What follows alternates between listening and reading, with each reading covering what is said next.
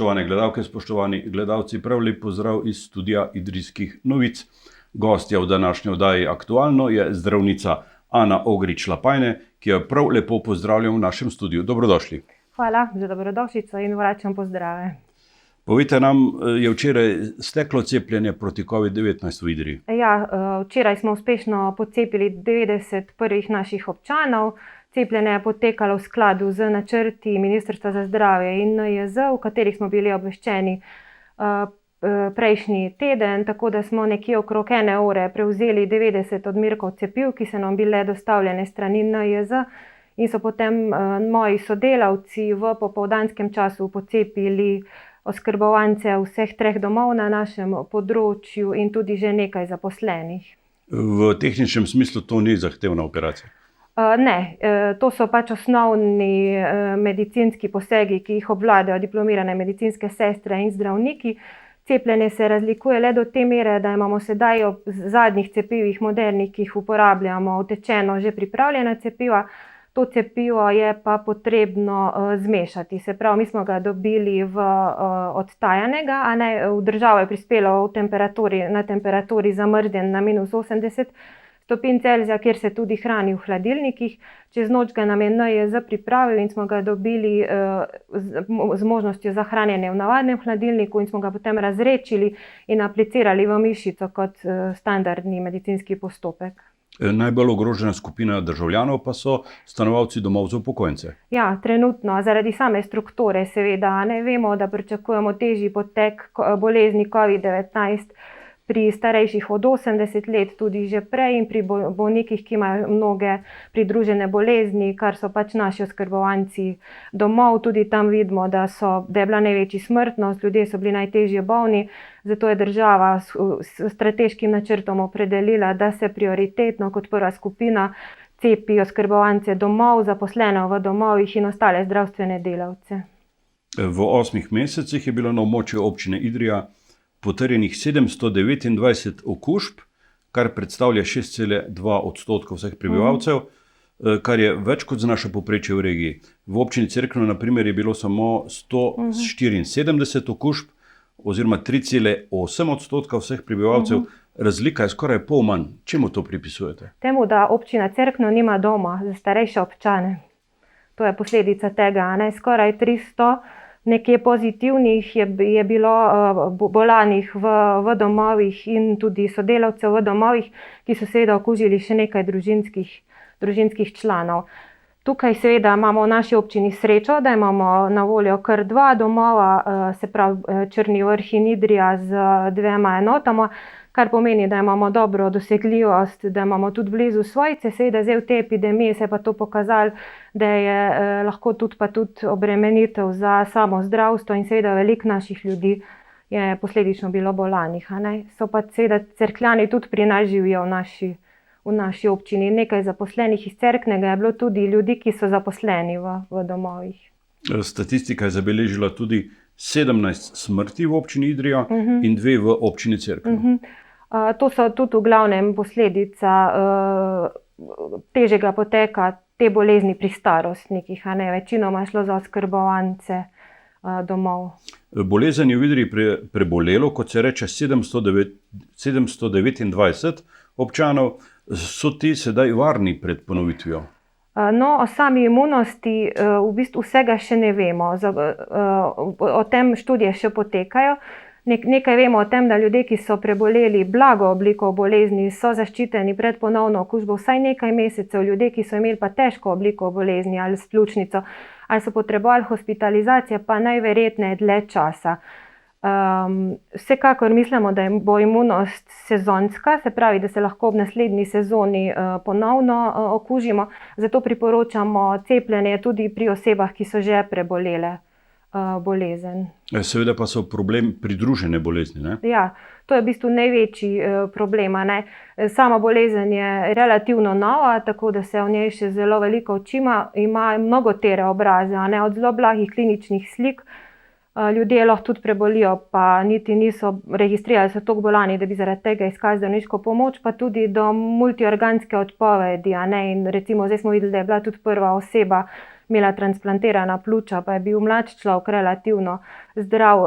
Kot dejavniki tveganja so se izkazali starost, potem pa pridružene bolezni kronične, predvsem arterijska hipertenzija, sladkorna bolezen tip 2, kronično obstruktivna pljučna bolezen, debelost je tudi pomemben dejavnik tveganja. So pa to statistični podatki, še vedno vidimo tudi pri mladih zdravih ljudeh zelo težk potek, tudi težke pljučnice s potrebo po kisiku, pri zdravih, tako da se zanašati na to, da smo zdravi pa mladi, ni garancije, da če zbolimo, ne bomo imeli težjega poteka. Predvsem je treba poudariti, da je bolezen poteka v več fazah, se pravi v tej akutni, ko smo akutno bolani, ki poteka nekaj tednov, potem so pa možne še v subakutni fazi, ki poteka še nekaj tednov po preboleli, do recimo 3 mesecev, tudi zelo resne komplikacije v smislu nekih sekundarnih bakterijskih okužb pljuč ali pa zelo veliko je trombemboličnih zapletov, se pravi še 6 do 12 tednov po odpustu lahko trpimo možgansko kap ali pa pljučno embolijo, globoke venske tromboze. Srečujemo se pa tudi že s kroničnim potekom, se pravi ljudje še po več mesecih navajajo utrujenost, zadihanost, bolečine v sklepih, imajo težave s koncentracijo. Tako da ni za podcenjevati same bolezni. Bolezen je tudi zdravstvene delavce našla tako, vas je malce presenetila. Niste vedeli še vsega o tej bolezni, ne? Ne, to je v bistvu nova bolezen. Virus je iz znane skupine koronavirusov, je pa pojavila se mutacija, s katero se naša vrsta še ni srečala. Se pravi, noben človek na tem svetu se še ni srečal s tem virusom in zato ni bilo nikakršne imunosti.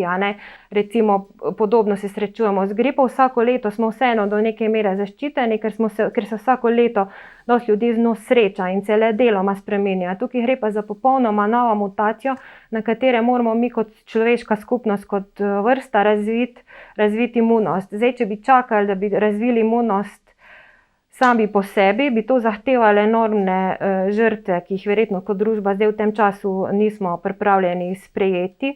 Ob tem, da seveda, če naenkrat zboli toliko veliko število ljudi, ki potrebujejo hospitalizacijo, pomeni, da to popolnoma ustavi zdravstveni sistem tudi za druge bolnike, kar sedaj že vidimo. Nam cepljenje predstavlja 100% zaščito? Ne, nobeno cepljenje ne predstavlja 100% zaščite, tudi sicer je v medicini zelo malo 100% stvari, zagotavlja pa več kot 90% zaščito po drugem odmerku, nekje 7 dni po drugem odmerku. Namreč zaenkrat je registrirano cepivo Pfizer, v januarju čakamo še cepivo Moderna, obe imata registracijo za 2 odmerka cepljenja. Pri Pfizerju se je treba cepiti drugič po 21 dnevih, pri Moderni pa po 28 dnevih. Nekje pričakujemo, da bo zaščita po prvem odmerku 50%, po drugem pa čez 90%. Je pa še v postopku pridobivanja tudi dovoljenja za cepivo AstraZeneca, kjer prav tako se pričakuje cepljenje v 2 odmerkih. Kako pa je s stranskimi učinki? Pri cepljenju nekako govorimo o kratkotrajnih in o dolgotrajnih stranskih učinkih, ki se pa nekako tudi pojavijo v nekaj mesecih po cepljenju. Se pravi, ne pričakujemo, da se bo nekaj zgodilo več let po tem cepljenju. Te takojšnji stranski učinki so seveda lahko neke lokalne reakcije, podobno kot pri cepljenju za gripo, ali oteklina na samem mestu vboda, lahko še dan slabše počutje, porast telesne temperature, kar je vse minljivo. Kar se tiče pa teh stvari, ki jih spremljamo, se pravi, zdaj, ko potekajo klinične študije, imamo podatke zdaj za 4 mesece, pa se ni pokazalo, da bi bili kakršni drugi stranski učinki tega cepljenja. Poznana je lahko seveda samo direktna alergija na eno izmed sestavin cepljenja, ki tvorijo te lipidno ovojnico, polietilenglikol. Namreč ta RNA, se pravi ta zapis za ta protein, ki ga naše telo polcelice naredijo, je ovit v lipide in tam noter je ena sestavina, na katero smo potencialno lahko alergični. Je pa zaradi same izdelave tega cepiva, ki je bistveno drugače kot za prejšnja, dosti manj drugih primesi v tem cepivu, se pravi, so bolj čiste te sestavine. Recimo ni nobenih konzervancov v tem cepivu, kar so bile zmeri polemike, pri ljudeh, ki imajo mogoče nekoliko dvomov do cepljenja, ne, kakšne vse tuje učinkovine vnašamo s tem v naše telo. Drugih takih stranskih učinkov pa zaenkrat ob teh večmesečnem spremljanju nismo zabeležili. Bi pa tukaj zelo poudarila tudi za vaše gledalce, ki so seveda laiki, a ne, in so zdaj mogoče pred težko dilemo, a se bodo cepili ali ne, da naj se ne odločajo med cepljenjem ali ne, ampak da se morajo odločiti, a se bodo cepili ali bodo preboleli COVID-19, kar jo bodo prej ali slej verjetno prišli v stik z njo, ne, če ne bomo te epidemije ustavili. Se prav tvegajo med varnim cepivom po do sedaj znanih podatkih z malo stranskimi učinki in med tem, da bodo zboleli za boleznijo, ki v 20% zahteva hospitalizacijo in potencialno pušča lahko tudi kronične posledice za njihovo zdravje. Kako pa je stroški cepljenja? Stroške cepljenja bo pokrila Evropska unija, tako da v bistvu direktno mi stroških cepljenja ne bomo imeli in bo tudi v bistvu pokrito za vse ljudi, ki imajo stalno bivališče v Republiki Slovenija, ne glede na zdravstveno zavarovanje. Ni vezano na zdravstveno zavarovanje, mi bomo vse cepili, ki se bodo pripravljeni cepiti. Kako boste organizirali cepljenje za občane? Bo to potekalo v zdravstvenem domu, verjetno? Ja, princip je, da se čim bolj približa ljudem. Zdaj, mi bomo začeli z organizacijo po novem letu. Nekako se dogovarjamo, da bi podobno, kot smo odprli cepljenje za gripo, se pravi, bomo odprli verjetno en mail naslov, pa eno telefonsko številko, kjer bo potem ena oseba sprejemala povpraševanje po cepljenju.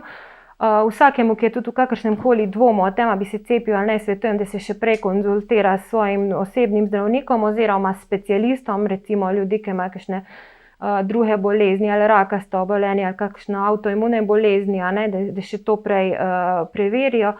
Potem bomo pa mi klicali ljudi, glede na prioritetne skupine. Plan države je tak, da se začne cepiti najprej po starostih. Se pravi, najprej bomo cepili starejše od 80, starejše od 70, potem starejše od 60. Potem naj bi se klicali mlajše od 60 s kroničnimi boleznimi, potem kritično infrastrukturo, kjer so definirani policija, vojska, učitelji, civilna zaščita, na koncu pa potem splošno javnost še za vse ostale mlade, zdrave. Plan je, da bi pocepili na državnem nivoju 1,2 milijona ljudi do poletja. Pri nas je pa zdaj plan, da kar bomo še dobili ta teden odmerkov, mi smo včeraj dobili 90 odmerkov, kar bomo še dobili ta teden, da pocepimo do konca zainteresirane še zaposlene v domovih, pa potem v zdravstvenem domu. Čeprav pričakujem, da bo pač del te pošiljke verjetno prioritetno namenjen bolnicam, pa tem oddelkom, kjer moji kolegi zdravniki pa drugo zdravstveno osebje delajo direkt tudi s COVID bolniki. Kako pa bo s temi 729 občani, ki so bolezen preživeli že, jih boste cepili? Jih bomo cepili, samo ne v prvi liniji. Nekako zdaj mislimo, da 3 mesece lahko počakajo s tem cepljenjem. Tako da verjetno pričakujem, da bomo dobili še kakšna navodila, tudi strani NIJZ. Zdaj tudi strokovnjaki pišejo priporočila za posamezna področja. Na onkologiji se pripravljajo smernice za cepljenje rakavih bolnikov, bolniška skupina piše priporočila za alergike. Tudi tukaj je bilo nekaj polemika. Vemo, da v Angliji prve dni so imeli alergijske reakcije, 2 osebi, tako da bomo tudi z tega za alergike dobili neka navodila. Ste tudi začasna oziroma VD direktorica zdravstvenega doma. Kako je sedaj organizirano delo v tem zavodu? Na tem mestu bi se najprej zahvalila mojim sodelavcem mogoče. Kako naj se izrazim? Ko misliš, da ne moreš biti bolj fleksibilen, pa več narediti, še zmeraj lahko ugotoviš, da si lahko še malo bolj fleksibilen, pa da imaš še zmeraj kaj rezerv, pa da lahko stisneš, kar mi tako tedensko tudi dokazujemo. Prvi val je bilo mogoče lažje, zato ker dejansko država efektivno zaprla skoraj komplet zdravstvo. Mi smo delali zelo omejenem obsegu. Potem smo začeli čez poletje dosti nazaj vse odpirati, loviti za ostanke za nazaj, recimo zobozdravstvo, internistične ambulante, tudi ambulante družinske medicine so bile v prvem valu omejeno dostopne.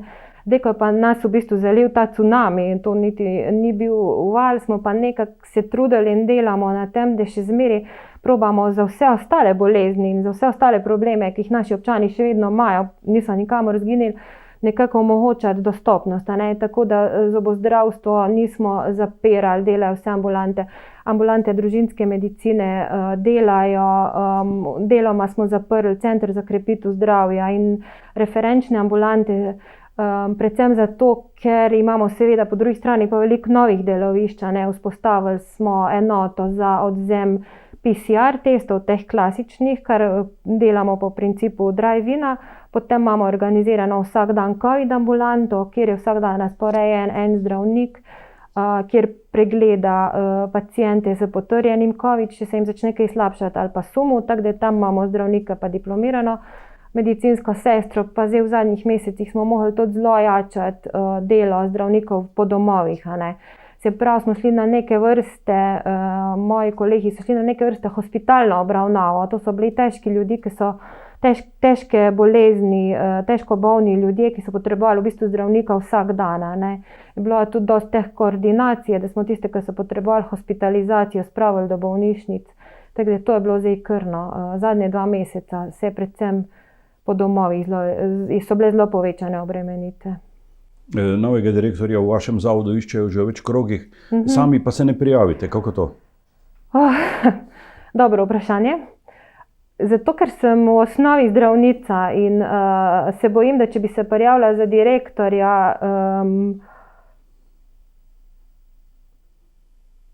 se bojim, da ne bi imela 100% direktorja, pa ne 100% zdravnico. Dajte prednost stroki. Stroki. Pač zadeve so zahtevne, tudi direktor biti zdravstvenega doma je zahteven položaj in stvari se ne da z nekimi bližnjicami reševati. Trenutno pa teče 3. krog, tako da jaz na tem mestu tudi pozivam mogoče kakšnega Idrčana, da bi še sprejel izziv pa se pridružil naši ekipi. Tako da zdaj zaenkrat tako planiramo. Ja, preden sklenemo ta pogovor, še najbolj aktualno vprašanje. Se boste cepili? Seveda. Včeraj bi se, če bi bilo dosti cepiv, tako da takoj, ko bom na vrsti, se bom. Ana Ogrič-Lapajne, hvala, da ste prišli na studio in hvala za ta pogovor. Hvala tudi vam.